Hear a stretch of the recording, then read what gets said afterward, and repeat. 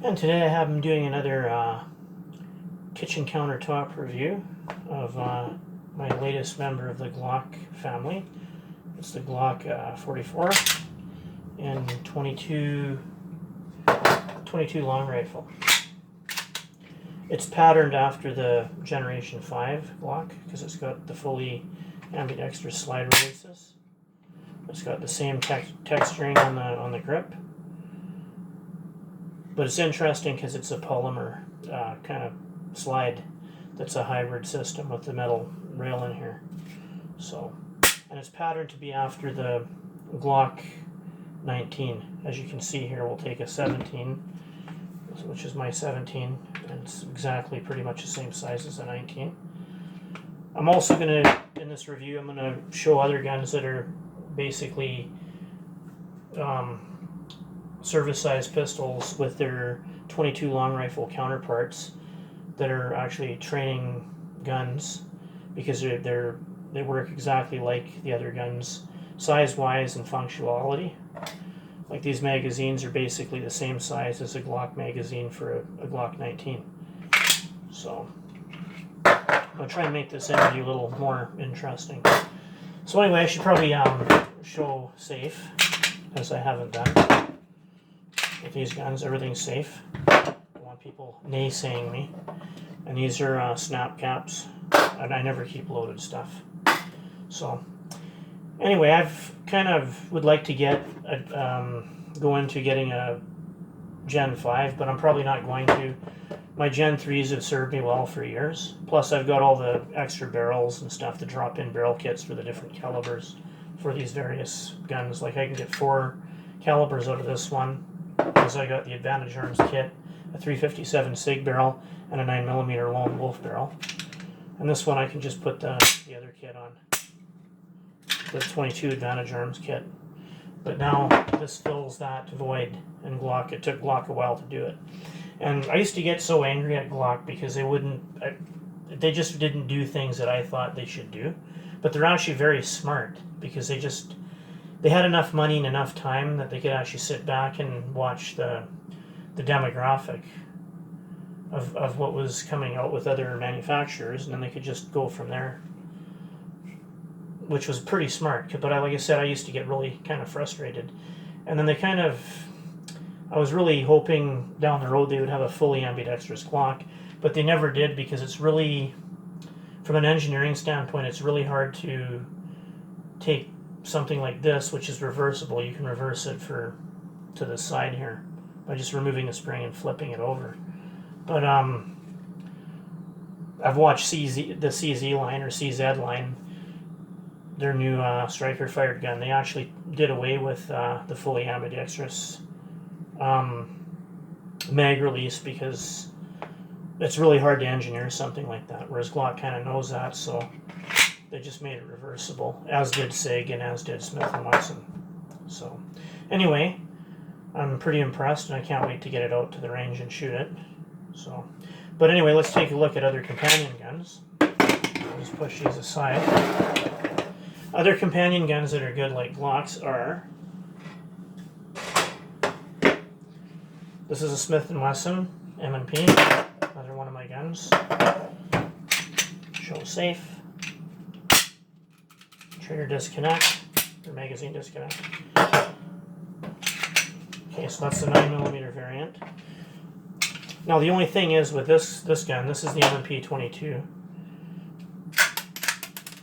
That's my drawn out round, because I don't want to damage the firing pin. Anyway, with this gun, it's pretty much functionally the same way, same size, except it has a 22 style target magazine, which I don't find bad. But I mean, if you want to get the actual good training kind of thing with it, you kind of want something that's kind of a similar width as Glock does here. Keep in mind these are Gen 3s. This is a Gen 5 type guns, Gen 4s. So there's that one with Smith & Wesson.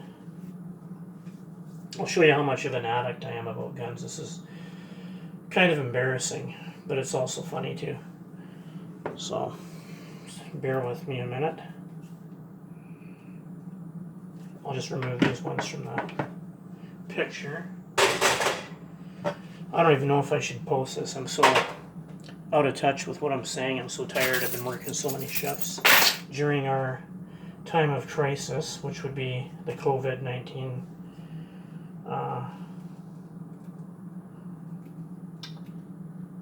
pandemic. But I'm still working, so I'm okay with that. A lot of people aren't. Okay. Sorry for the delay. Kind of jumped in here. As I said, I'm kind of an addict when it comes to guns. So here we have the ground power. Let's show clear. This is the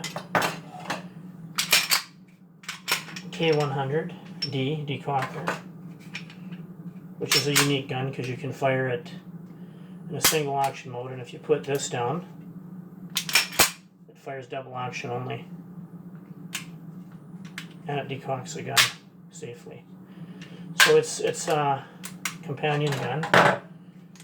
Uses a rotary barrel system too. I don't know if you can see that on there, but it rotates. It's not like a Browning tilt lock. The very excellent K122. Oh, hang on there.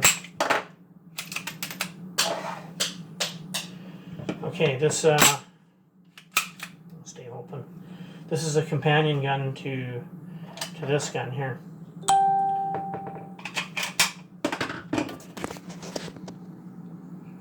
Oh, sorry. Someone's just texting me.